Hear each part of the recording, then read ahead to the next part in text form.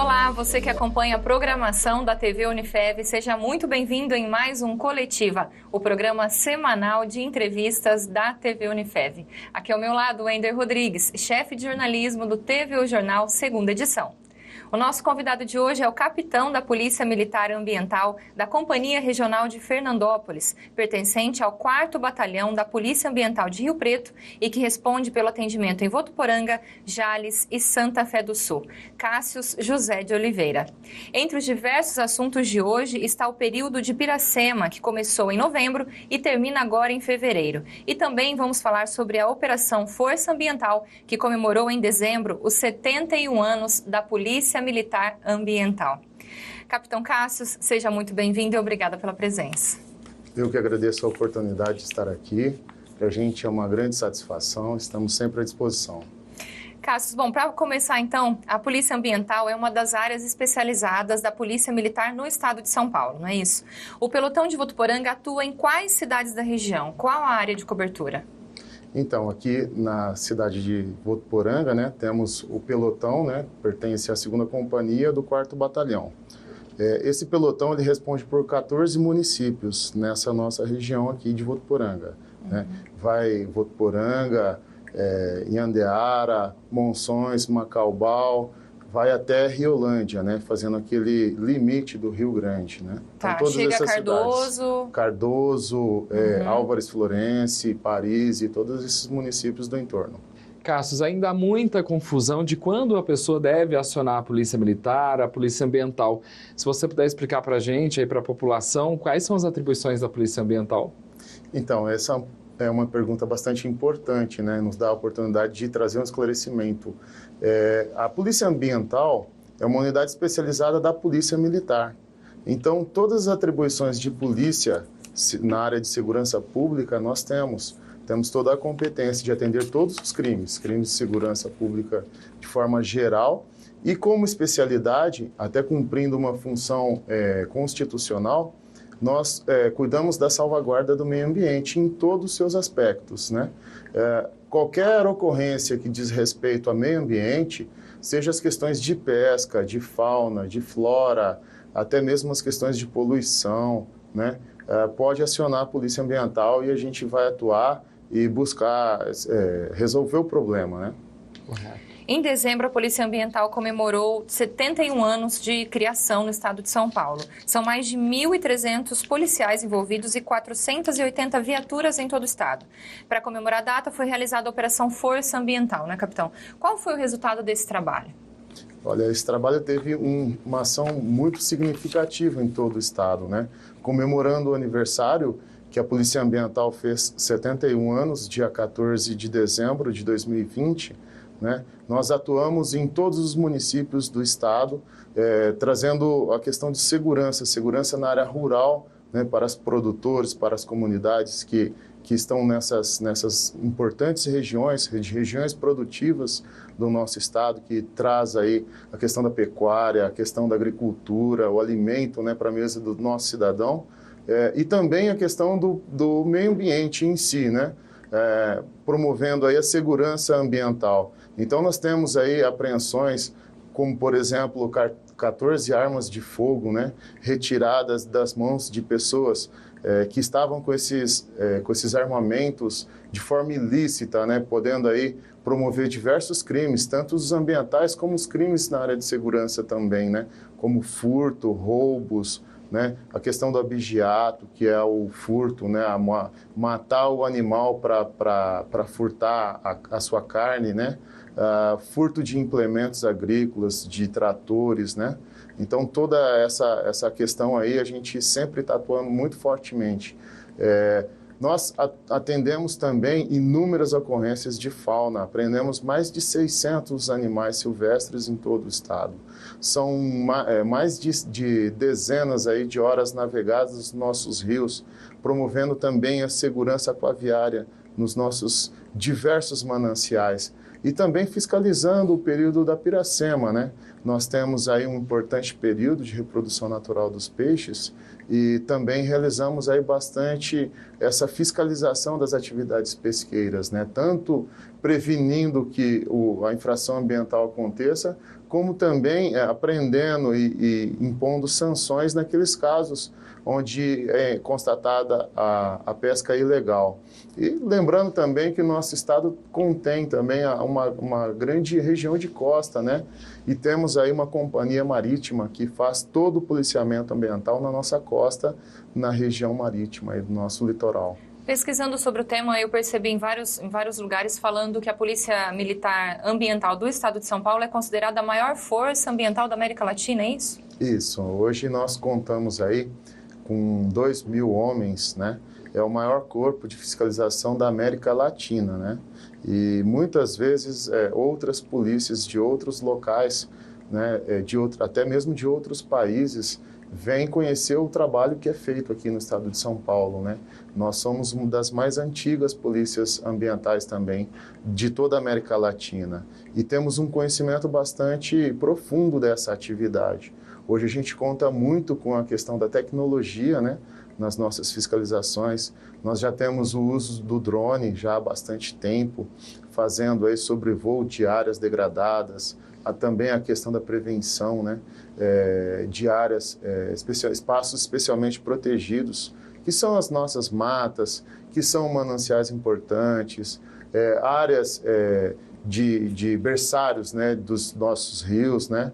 Então, próximo às hidrelétricas, que é uma área importante de relevância pesqueira, né, de proteção natural dos peixes, né. Então, a gente faz também esse trabalho, né. Nós fazemos aí um trabalho aí de monitoramento também com imagens de satélite já há bastante tempo. Então, nós temos uma espécie de um convênio, né, com o INPE, né, onde a gente tem aí a troca de informações, o nosso treinamento do nosso efetivo, a disponibilidade de imagens de satélite. Então, a gente compara aí anualmente a evolução da nossa flora. Por exemplo, o estado de São Paulo, ao contrário do que acontece em muitos outros estados do Brasil, é o único estado que aumenta a quantidade de vegetação nativa anualmente. Enquanto outros estados há uma diminuição, né, isso aí sendo explorado aí pela grande mídia, né, veiculado diariamente aí nos nossos noticiários, o estado de São Paulo a gente não vê muito essa questão do desmatamento. Isso é resultado do trabalho de prevenção, né, que a Polícia Ambiental tem feito aí em todo o nosso estado. E o próprio trabalho de conscientização também na capital, que vocês acabam tendo com essa população. Sim, a Polícia Ambiental já há muito tempo, né, tem realizado um trabalho aí junto às escolas, né, um trabalho aí junto à comunidade de levar informação, de despertar, principalmente na criança, aquela consciência da importância da preservação ambiental, né? E isso tem resultado, nós temos tido um resultado muito bom, né? Que hoje em dia a criança, ela traz a consciência para os pais, né? O maior exemplo é quando o pai está lá dirigindo o seu veículo, né? E às vezes vai jogar de forma inopinada, né? Vai jogar um papel no chão, um chiclete, uma bala, e a criança alerta o pai, né? O pai, isso aqui já não pode mais fazer, né? Temos que cuidar do nosso meio ambiente, temos que deixar um mundo melhor para os nossos filhos, né?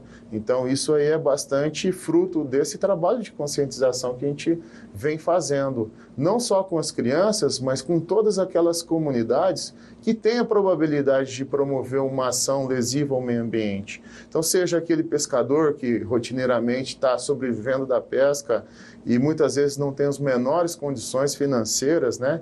Então, como você vai explicar para ele que ele tem que preservar o meio ambiente se ele não tem o que comer, né? Já teve denúncias que a gente foi atender e veja a importância do trabalho ambiental. Eu digo que o nosso trabalho ele é mais do que ambiental, ele é socioambiental, né? Então, fomos atender, por exemplo, uma ocorrência de caça na casa de uma pessoa que era tido aí como um suspeito, né? E ao chegar lá, o pai, a esposa tinha abandonado ele com 4 filhos pequenos, né? Inclusive um filho de colo, né?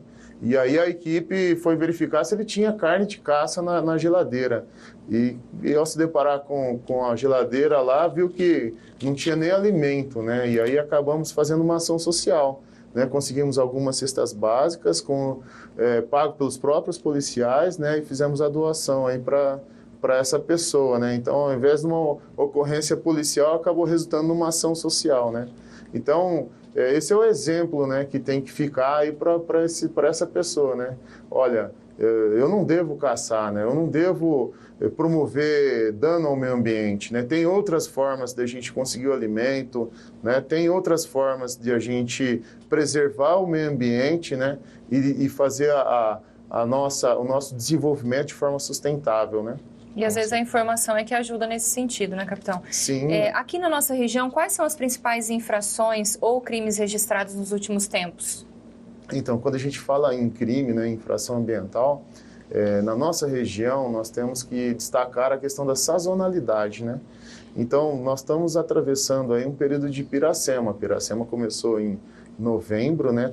Anualmente ela começa no mês de novembro e vai até o mês de fevereiro do ano seguinte, né? Aí o pessoal sempre pergunta, né? Acaba perguntando para a gente, pô, mas no período da piracema, então, é que vocês mais têm problemas com relação à pesca, né? E aí a gente sempre esclarece que quando fecha a pesca, né, aí nós temos bastante problema, né? Porque mudou a regra do jogo, né? E nem sempre as pessoas estão atentas a essa informação, né? E por isso que é importante esclarecer, né? E os veículos de comunicação nos auxiliam muito com relação a isso, né? E quando abre a pesca também, muita gente passou muito tempo sem pescar, né? E naquela ansiedade de capturar a maior quantidade possível de peixe, né? Ele acaba capturando peixe com medidas inadequadas, capturando peixes de forma excedente, ou usando um método não adequado, não permitido para a captura daquele pescado, né? Ou está pescando de forma correta e se empolga e esquece do limite que ele tem, que é de 10 quilos, mas um peixe de qualquer tamanho por pessoa, né? Então, sempre acontece isso. Nos demais períodos do ano, também é importante destacar as ocorrências de incêndio, né? Aqui na nossa região, nós temos um grande problema climático, né? Não chega a ser problema, é uma característica da nossa região, né? Nós temos aí uma estação muito chuvosa, que é do período do verão, né? E dos meses aí de abril até fim de setembro, um período muito grande de estiagem, onde a umidade do ar ela costuma cair muito, chega aí semelhante ao clima de deserto, com umidades variando em torno de 10%, e altíssimas temperaturas, né? Chegando aí a 40, os termômetros registram no período do meio do ano, às vezes até 40 graus, né? Com fortes ventos aí a partir do mês de agosto, né? Então, essa é a fórmula perfeita para a ocorrência danosa de incêndio, né? E a gente também tem registrado aí todo um trabalho de prevenção e atuação nessas ocorrências de incêndio aí nesses períodos críticos, principalmente. Temos outras ocorrências, como a caça, né? Chega no meio do ano, né? O regime de chuva ele diminui e o terreno fica mais propício, né? Para as pessoas atravessarem os rios, atravessarem os brejos. Então, isso facilita a atividade do caçador, né? E nós temos uma questão cultural, né? Desde a época da nossa colonização, né? Até mesmo aquelas práticas utilizadas pelas tribos indígenas, essa cultura de caçar, né? Caçar para obter alimento, né? Temos bastante disso aqui ainda, né? E é uma atividade ilícita, né? Então, temos... corriqueiramente aí essa vez por outra tem uma ocorrência de caça de animal silvestre, as ocorrências de desmatamento, né, uma coisa que preocupa bastante, seja o corte de uma árvore isolada, seja aí grandes fragmentos florestais, né? O que acontece, a gente sempre acaba flagrando, né, com o trabalho de monitoramento, com imagens de satélite. Às vezes a pessoa fala assim, não, mas teve denúncia, não teve denúncia, né? É só comparar uma imagem de um ano para o outro e ver a evolução florística daquele local. Aí muitas vezes a pessoa já escoou a madeira, já enterrou, né, as árvores cortadas, né? todo aquele resultado do desmatamento, e a gente chega lá com a imagem de satélite, né, a comparação antes e depois, e aí acaba sancionando da mesma forma. A pessoa responde muitas vezes por crime ambiental, né, e aí acaba recebendo ainda uma grande multa, e além da obrigação de reparar o dano. Então ele não fica livre ele tem que recompor aquela floresta que ele desmatou naquele mesmo local, né, ele não pode utilizar. A área fica embargada, então tem toda uma consequência jurídica aí do desdobramento da ação, né? É justamente sobre isso que eu quero, essas consequências que eu quero perguntar para o senhor. Na sua avaliação, a legislação ambiental brasileira, ela cobre todas as necessidades, capitão? Então, nós temos uma legislação, ela foi muito elogiada, né? É uma legislação de destaque internacional, né? Pela questão de proteção, né? De ser um instrumento forte de proteção ambiental. Mas, resultante de um processo legislativo, né, evidentemente, ela tem, sim, seus pontos fracos, né? Algumas questões até polêmicas, né? Então, por exemplo, podemos citar lá no artigo 29 da Lei de Crimes Ambientais, 9.605 de 98, ela estabelece aí um crime de caça, né? Então, tem lá no caput, que é a parte principal da norma, ela tem todas as condutas de caça: matar, perseguir, caçar, utilizar animais da fauna silvestre, né? Sem autorização ambiental do órgão competente, né? Por que ela fala sem autorização?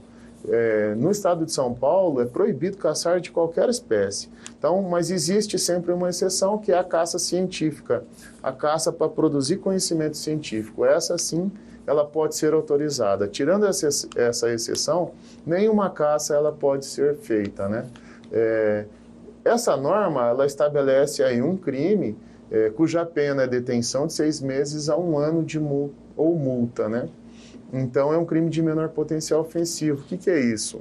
É aquele crime do juizado especial criminal, onde a pessoa, quando ela comete crime, ela não tem pena privativa de liberdade, ela assume um compromisso de comparecer em juízo, e aí ela vai lá fazer uma composição, né, com o Ministério Público e o Poder Judiciário.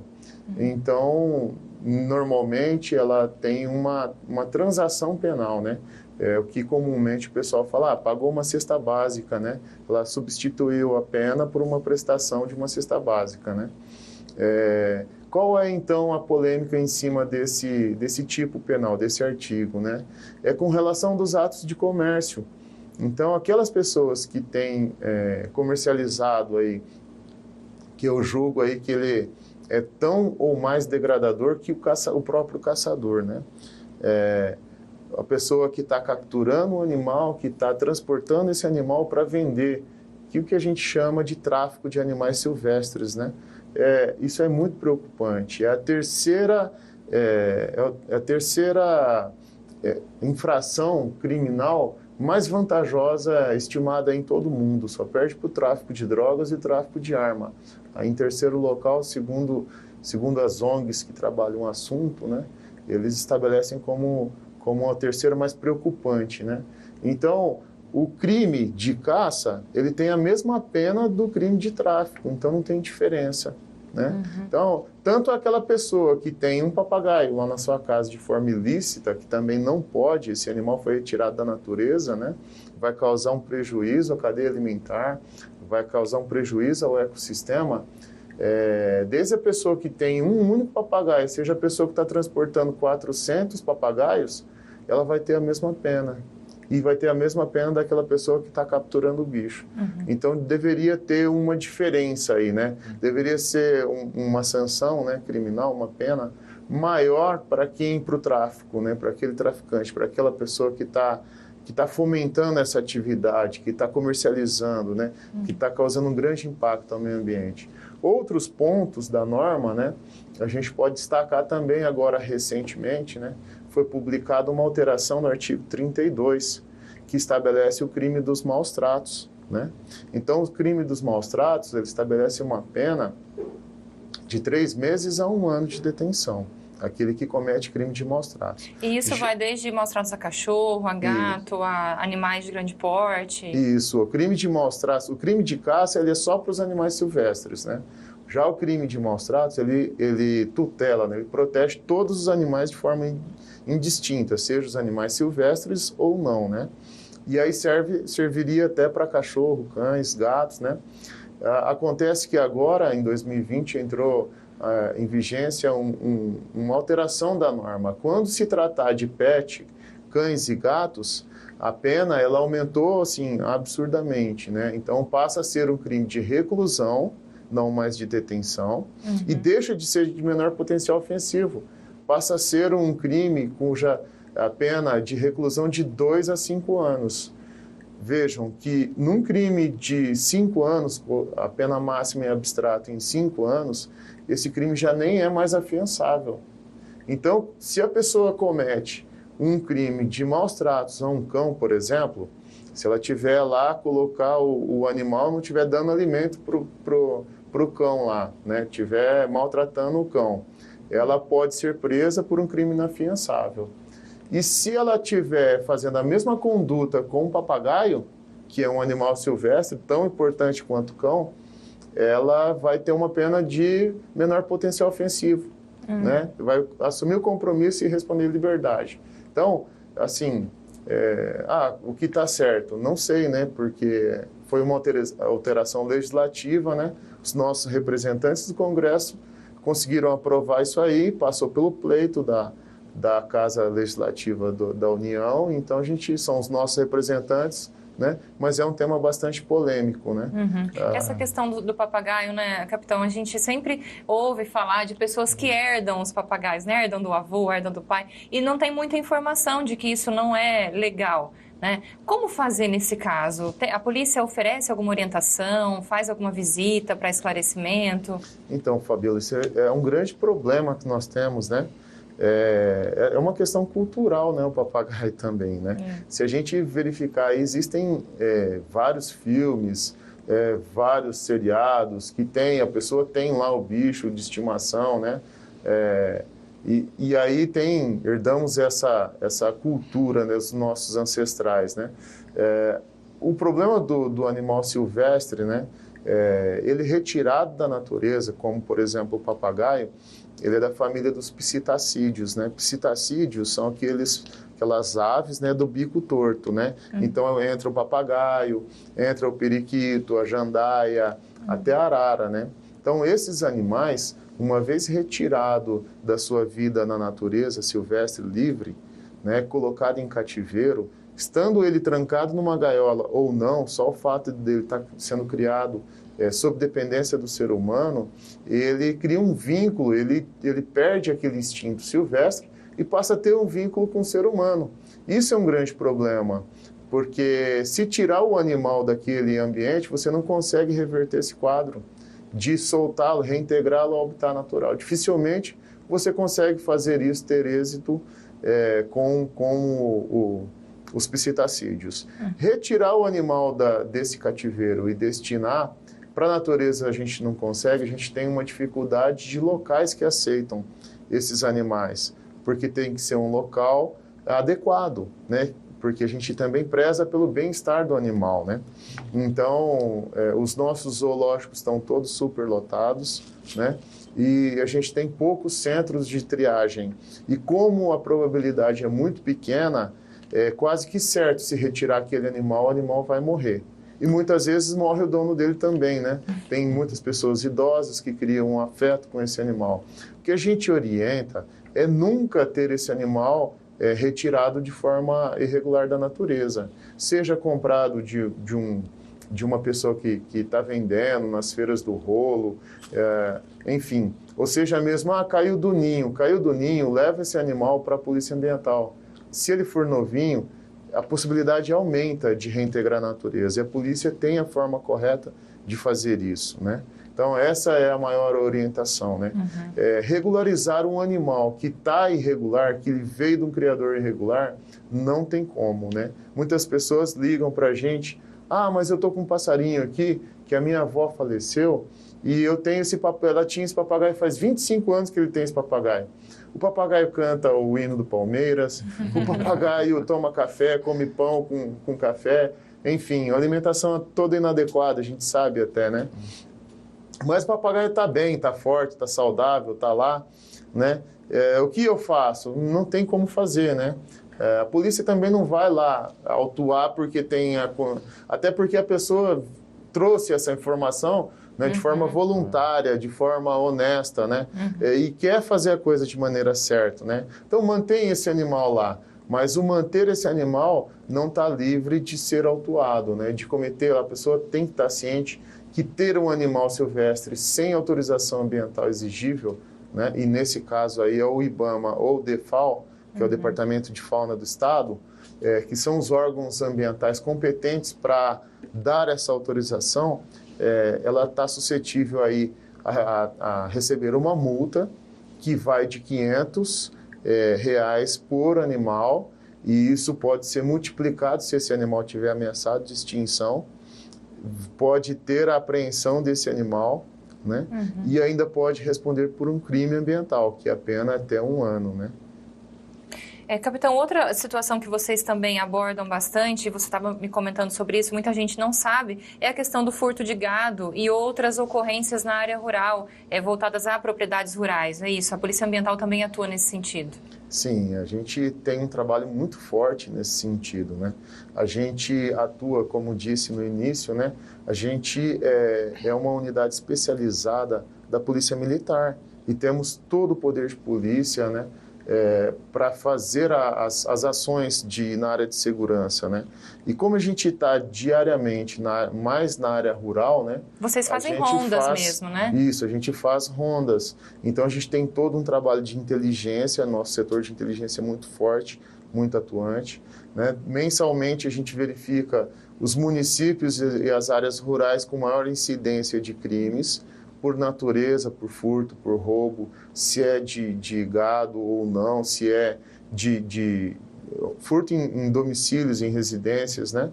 Então a gente levanta esses pontos, verifica se tem algumas informações, né, que possam nos auxiliar nessa, desvendar modus operandi, esse tipo de coisa, né? E a gente promove aí um direcionamento das nossas equipes, atuando sempre de forma integrada com o policiamento territorial, e com o policiamento territorial é a polícia militar, né, que atua mais na área urbana, né, e também com o policiamento rodoviário, né. Então a gente tem um sistema de rádio que a gente consegue falar com um centro de operações, o chamado Copom, né, a gente consegue comunicar com a viatura do policiamento territorial, a gente consegue comunicar facilmente com a polícia rodoviária. Então a gente faz muitas ações integradas, né, e a gente tem bons resultados nessa área. Capitão, inclusive a nossa região é muito rural, né, até muita gente nos assiste, o pessoal do sítio, né? Vamos falar assim das chácaras aí. Quais são as orientações que a gente poderia dar a esses moradores que de repente tem alguma ocorrência, para onde ligar, ou então até como evitar que isso aconteça? Existe alguma possibilidade? Fabiola, é espetacular essa sua pergunta, né? Assim, a gente tem aqui na nossa região, graças a Deus, né, um bom índice, né, de ocorrências, né? E isso aí funciona até de forma ruim. Bom índice quer dizer baixo. Isso, um bom índice quer dizer bastante baixo, isso, né? Sim. E isso funciona até de forma prejudicial para o produtor, porque há uma sensação de que não vai acontecer crime, né?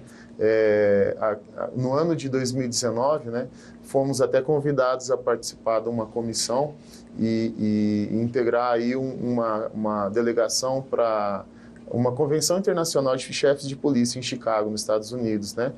Graças ao trabalho aí de redução de índices criminais de todas as áreas, né? Nossa região é exemplo.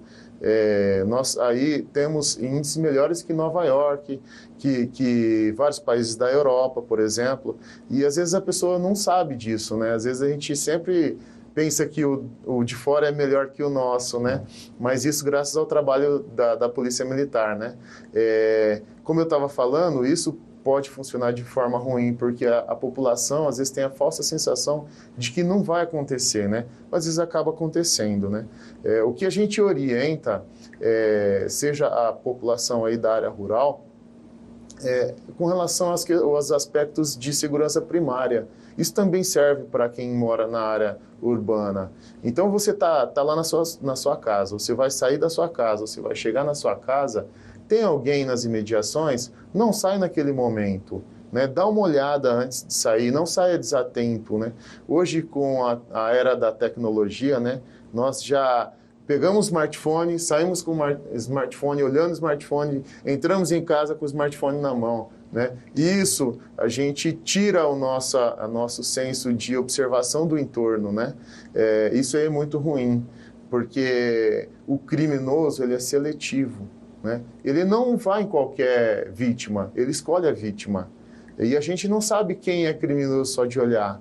Então, o que a gente tem que olhar é comportamento. Tem uma pessoa parada próxima à sua casa, a atitude já é muito suspeita.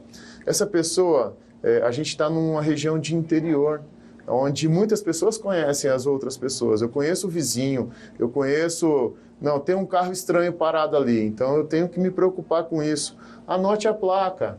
Você viu um carro estranho? Anote a placa. Quem é produtor, principalmente, está lá na sua propriedade, deixa a propriedade fechada, põe um cadeado no portão, na porteira, né? Ah, mas eu preciso de fazer grandes investimentos. Não precisa.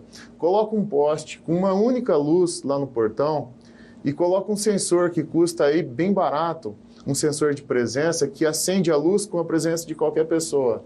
A pessoa que vai entrar por ali, de repente acendeu a luz, ela já desestimula a ação criminosa. Ela está sendo vista e o que o criminoso menos quer é ser visto, né? Eu tenho condições de fazer um investimento um pouquinho maior, invista num sistema de segurança, coloque uma câmera, né?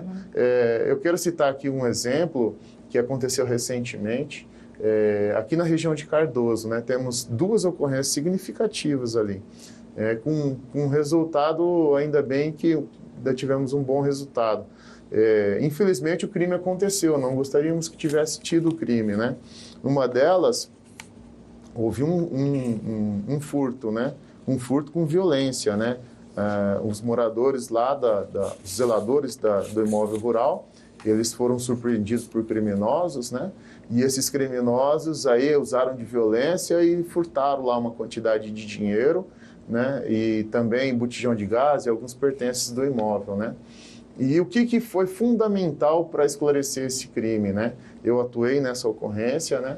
Nós estivemos no local e um sítio vizinho tinha um sistema de câmera que filmou um carro. Nos dias que antecedeu a ação criminosa, filmou um carro com as mesmas características do veículo visto naquele dia da ação, né? E isso foi fundamental para a gente chegar e encontrar o veículo e saber e encontrar o autor dos fatos e estão respondendo criminalmente por esse roubo, né? Um outro fato também bastante relevante, também no município de Cardoso, que eu também atuei, né? Um produtor nos ligou, nos acionou, dizendo que tinha um confinamento de Nelore, né? E que tinha um caminhão, tinha ido lá visitado a propriedade e subtraído 15 Nelores, né? Então, nós temos aí um grande valor pecuniário, né? dessa carga de bovinos, né? E aí, eu perguntei se eles tinham alguma informação para nos ajudar no policiamento, e eles tinham sim. A característica do caminhão tinha um veículo, um Peugeot, né? Passou o número da placa desse Peugeot que estava na escolta do caminhão. Então tinha um caminhão fazendo o roubo, o furto, né? E tinha criminosos e um veículo pequeno também fazendo a escolta, né? E com essas informações a gente foi jogando nos nossos meios de comunicação policial, né? E aí a gente teve êxito em abordar esse veículo na BR-153, próximo ao CDP de São José do Rio Preto, né? Então conseguimos identificar, o gado era marcado, né? Então essa é uma outra importante dica, né? Quem é pecuarista, que marque o gado, né? Que faça a compra e a venda desses animais com a guia de trânsito animal, porque isso também é um outro problema. Veja bem, se a gente, no dia a dia, no policiamento, se deparar com uma carga de bovinos, né? E esse bovino ele é comercializado sem a nota fiscal de produtor e sem a guia de trânsito animal, né? Não é só uma questão tributária, né? É uma questão de segurança, porque eu não sei, eu como policial, eu não sei se esse animal tem procedência ou não, né? E eu poderia estar recuperando um animal furtado. Muitas vezes eu não tenho esse elemento, né? Uma outra questão também que é bastante importante a gente discutir é a questão dos implementos, né? Então, a maioria das pessoas, né, tem veículos, né?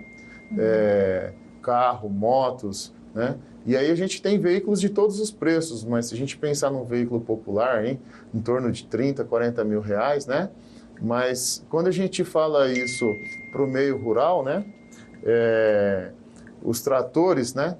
Por exemplo, eu começo já com um valor mínimo bem acima disso, né?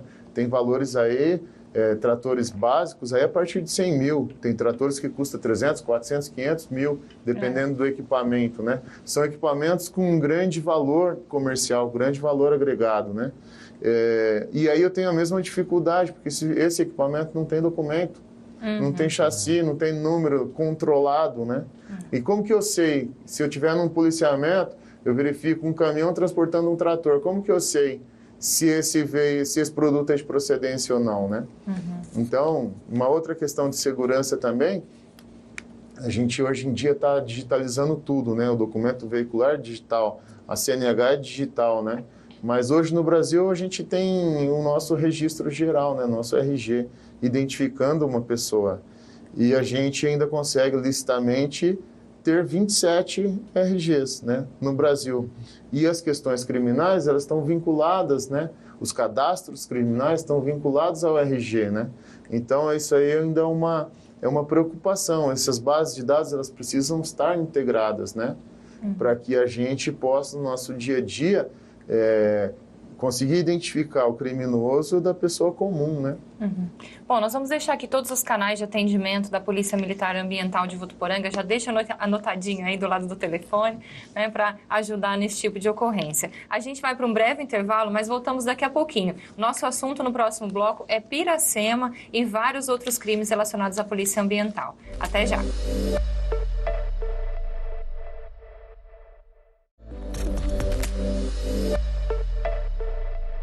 Estamos de volta com mais um bloco do programa Coletiva, recebendo aqui hoje em nossos estúdios o capitão da Polícia Ambiental, capitão Cássius, aqui de Votuporanga. Capitão, como comentamos, estamos no período de Piracema, que termina em fevereiro. Muitos têm dúvidas ainda sobre o que é permitido e o que é proibido nesse período. Bom, em regra, o que não pode fazer é pescar peixe nativo da bacia hidrográfica. Então, são exemplos, piau três pinta, piapara, né, o pintado. Então, esses peixes não pode capturar de forma nenhuma. O único peixe que não é da bacia, mas também está protegido, é o piau-sul. Então, o piau-sul também não pode pescar no período de Piracema. Eu posso pescar? Posso. Quais peixes eu posso? Eu posso pescar todos aqueles que não são da bacia. Então, eu posso pescar o tucunaré, eu posso pescar o porquinho, eu posso pescar a corvina. Então, esses peixes que não são da bacia, eu posso pescar. O pesca e solte também pode? Como é que funciona? Sim, o pesca e solte, ele não tem problema com relação ao peixe, né? Até porque, muitas vezes, eu coloco uma isca e acaba vindo um peixe nativo no período da Piracema. Então, solta, tira lá, procurando machucar o menos possível, né? Procurando não machucar o peixe, solta lá, esse peixe ele vai sobreviver normalmente, tá? Então não tem problema com relação a isso. E, capitão, qual que é a importância desse período de Piracema para a reprodução dos peixes? Bem, o período de Piracema é um período que vai perpetuar a espécie, né, daquele peixe. Nesse período, o peixe ele busca as cabeceiras dos rios, normalmente as lagoas marginais. Ali ele vai fugir dos predadores, vai botar os seus ovos e vai aí ter a sua reprodução natural. Então, nesse período, o peixe está muito suscetível à captura. E a captura de um exemplar não significa o prejuízo para a natureza de um único exemplar. São centenas de peixes que deixam de existir no rio. Por isso que se protege o período dessa reprodução natural, né? Esse período ele é protegido, né? Então, é a importância ecológica imensa, né? Capitão, além de vocês fazerem essas rondas também nos rios, né, e córregos, vocês visitam estabelecimentos comerciais que fazem a revenda, é isso? Sim, nós temos uma atividade pesqueira comercial, empresarial, né? Então, tem aquelas pessoas que dependem da pesca para sobreviver, são os pescadores profissionais. Esses pescadores, né, empresas pesqueiras também, eles contam com estoque de peixe. Então, essa fiscalização de estoque pesqueiros é para diferenciar aquele peixe nativo que está em estoque, que foi pescado antes da piracema. Então, quando inicia a piracema, as pessoas têm, né, profissionais ou empresas, né, eles têm até o 5º dia útil do mês de novembro para comunicar o seu estoque aos órgãos de fiscalização, como, por exemplo, a Polícia Ambiental.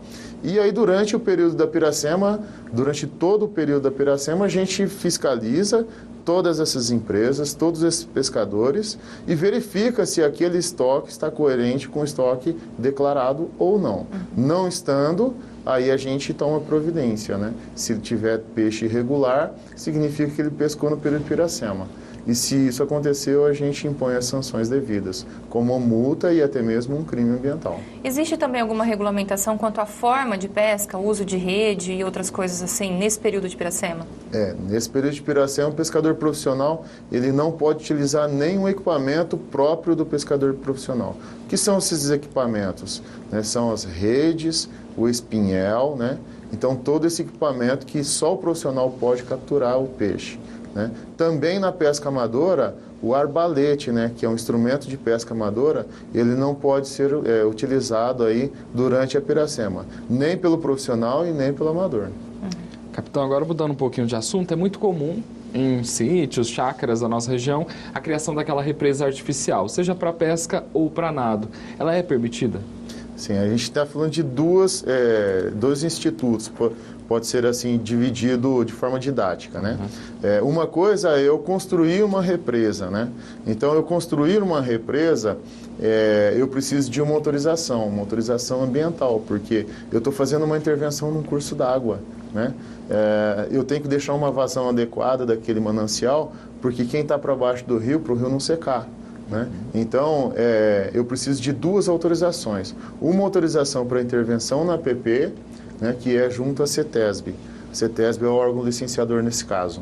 E uma outra autorização é com relação ao uso da água. Eu estou mudando o curso daquele rio, né, o fluxo daquele rio. E aí eu preciso de pegar uma outorga, né? O nome da licença ambiental é outorga, tá? E o órgão é o Departamento de Águas e Energia Elétrica do Estado de São Paulo, da AEE. Né? Então, essas duas autorizações. Eu quero fazer ali um pesca e pague, né? Aí eu preciso de um RGP, eu preciso me cadastrar, né? Junto à aquicultura e pesca, né? Eu preciso ser um pesca e pague, né? Os peixes de pesca e pague, eles não estão protegidos pela norma de Piracema. Então, sendo oriundo de pesca e pague, eu posso pescar normalmente, porque ali é uma reprodução artificial. Mesmo os peixes sendo da espécie nativa, ali eles não estão protegidos pela norma da Piracema. Votuporanga tem um trabalho importante na preservação de nascentes do córrego Marinheirinho, que é um dos responsáveis pelo maior abastecimento aqui da nossa região, capitão. Como é que nós estamos nesse sentido? Esse projeto continua em andamento? Sim, em 2007, quando eu cheguei aqui na região de Votuporanga, né, eu sou nascido e criado aqui da cidade, fruto de Votuporanga, né, tenho um carinho todo especial por nossa cidade, por nossa região, né, e nós tínhamos em meta um trabalho de levantamento de microbacia. O que significa isso? Muito sucintamente, eu não ficar realizando ações no varejo, né, eu tenho problema, não vou resolver problemas no varejo individual. Vamos pensar assim, eu tenho um problema de um lado do rio, aí eu chego lá porque houve uma denúncia. Só que aquilo que eu estou vendo acontecer, eu fui atender naquela localidade, também está acontecendo no vizinho, também está acontecendo do outro lado do rio. Isso não deve ser feito, né? Eu preciso fazer uma gestão ambiental na área, né? Em buscando fazer uma gestão na área, a gente verificou vários problemas aqui no córrego do Marinheirinho, né? Problemas de preservação ambiental, né? A gente tinha ocupação de gado, né? O gado pastoreando aí nas APPs, né? Eu tinha agricultura laranja, com plantação de laranja chegando muito próximo das nascentes, muito próximos da água. Aí eu tenho uma questão de inseticidas, uso defensivos, né? A pessoa passa o defensivo na laranja, vem a chuva e leva tudo isso para dentro do manancial.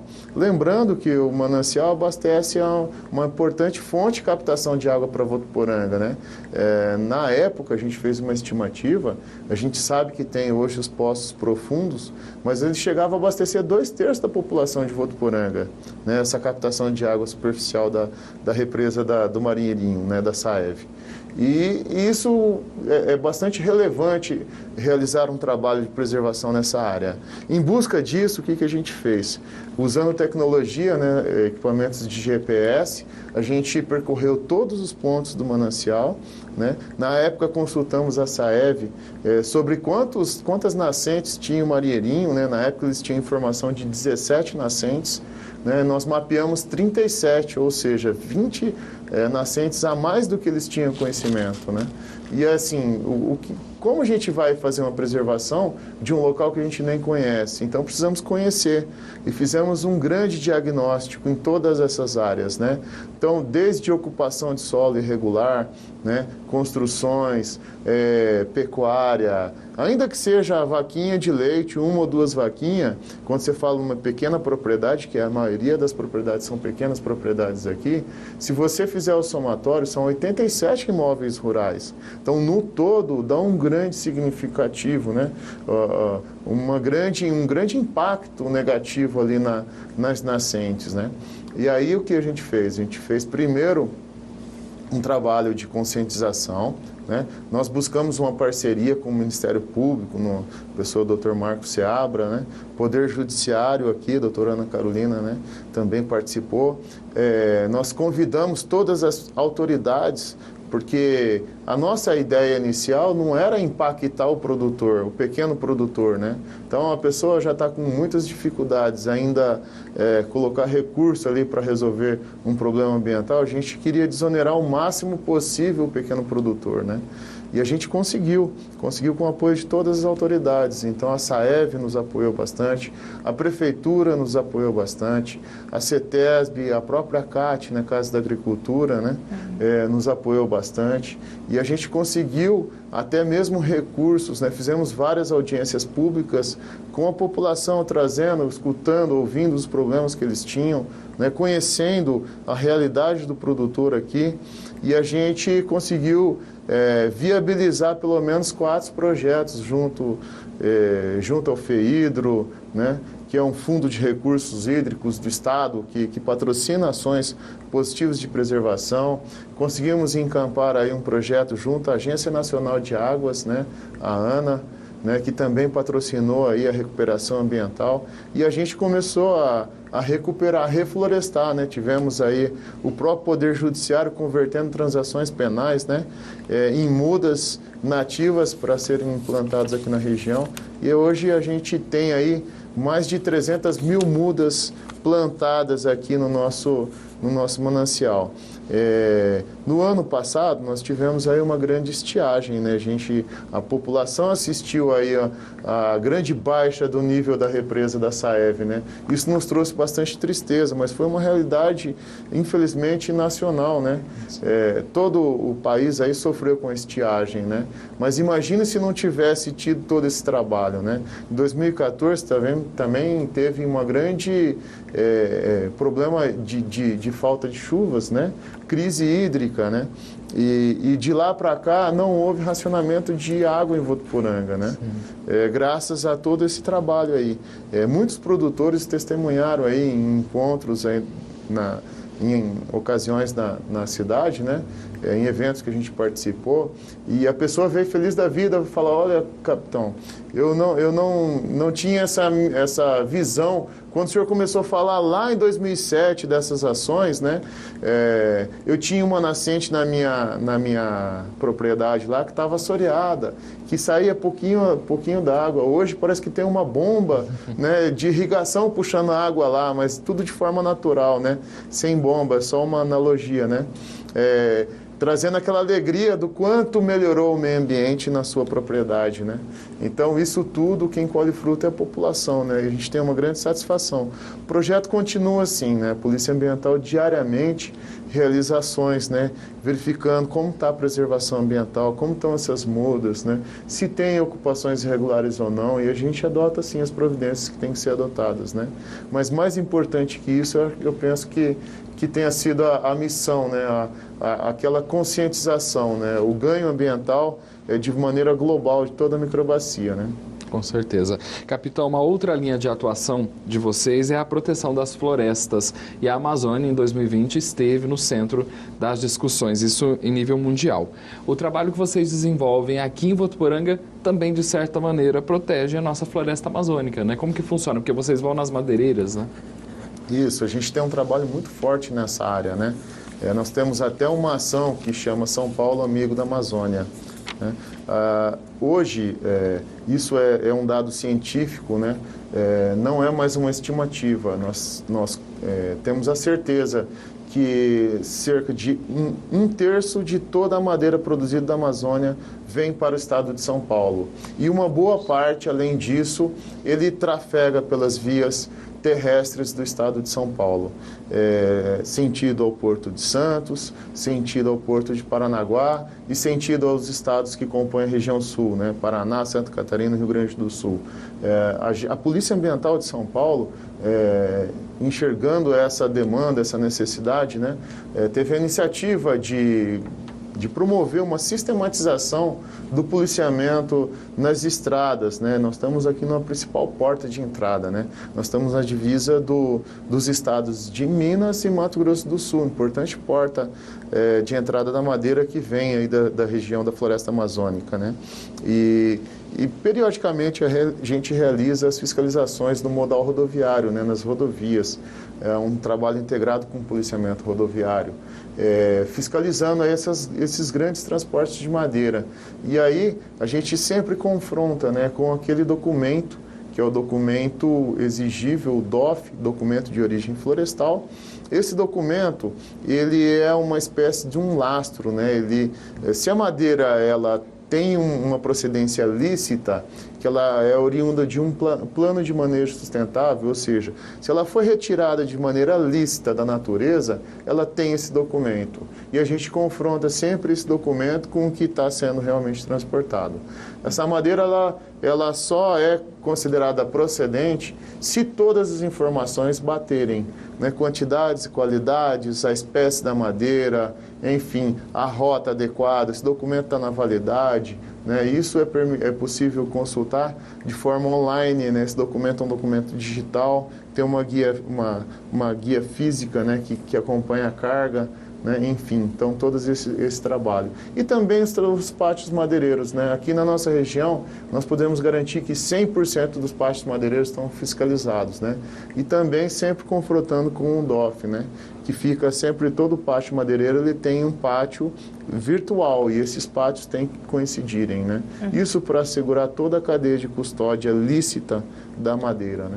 Capitão, você comentou sobre os incêndios. Qual foi o principal motivo desses incêndios? Do que provocou essa maioria desses incêndios? A gente tem aqui, como disse, né, o regime bastante severo, né, de estiagem, né? E, assim, nós temos também uma característica da nossa área rural com grande manta canavieira, né? Nós temos inúmeras empresas da área canavieira aqui instaladas na nossa região e esse canavial, né, tem sido sempre um grande motivo de preocupação, porque naturalmente é uma biomassa que está ali. Quando o período seca, né, quando tem poucas chuvas, esse material fica muito suscetível a queimas. Nesse sentido, a gente sempre fiscaliza, né, as medidas preventivas que o empreendedor tem que adotar. Independente dele ser o autor direto que tenha colocado fogo, ele pode ainda responder por um crime ou por uma infração administrativa do incêndio na sua propriedade e receber as multas e as sanções. O que a gente mais tem observado é a falta de cuidados com esse canavial, né? Então, a falta de construção de acero, muitas vezes está se colhendo de forma mecanizada, né?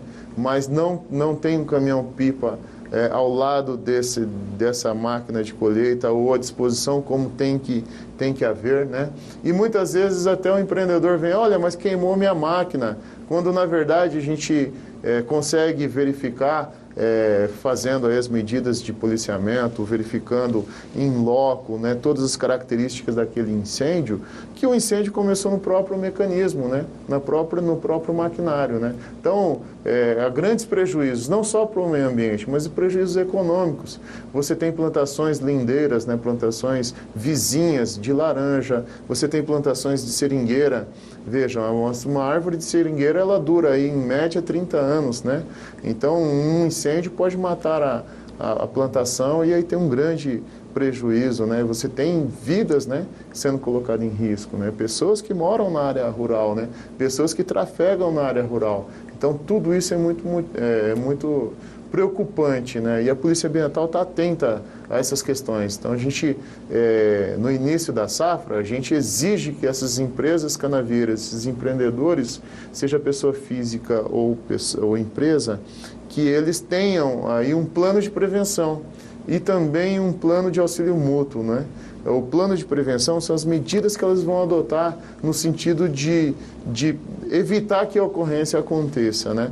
E o plano de auxílio mútuo é quando acontece o fato inesperado, o que as empresas vão fazer mutuamente, né, para envidar os esforços no sentido de combater e controlar aquele sinistro, né? Capitão, dentro de todas essas ações que você comentou, todos esses crimes, a população pode ajudar e colaborar com essa fiscalização, fazendo denúncias, né, ligando para a Polícia Ambiental. É preciso se identificar e quais são os canais de atendimento?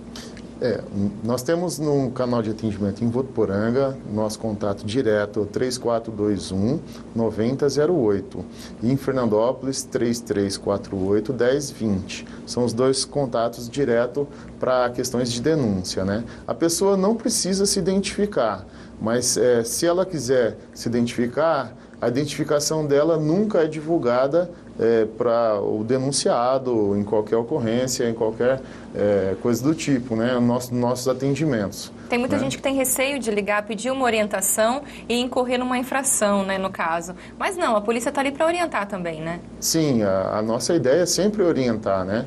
A gente, evidentemente, só adota uma postura sancionatória de autuação, enfim, quando realmente não tiver outro jeito, assim, quando o caso está muito claro, né, que é uma infração ambiental.